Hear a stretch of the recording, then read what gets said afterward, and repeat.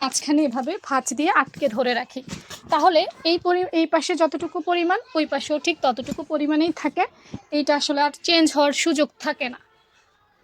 এরপর আস্তে আস্তে বক্রমের চারপাশে, আচ্ছা পেস্টিং সেলাই করার নিয়ম কিন্তু আলাদা, বক্রম সেলাইয়ের নিয়ম কিন্তু আলাদা। হ্যাঁ, অনেকেই বক্রমের সাথে পেস্টিংটাকে মিলিয়ে ফেলেন, না মিলালে আসলে হবে না।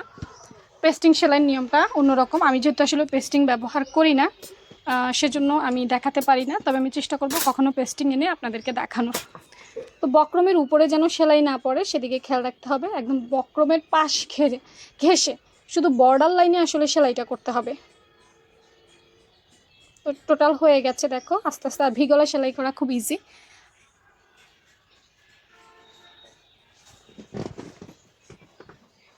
এখন মাঝখান দিয়ে আধা ইঞ্চির মতো কাপড় রেখে আমি কেটে ফেলছি।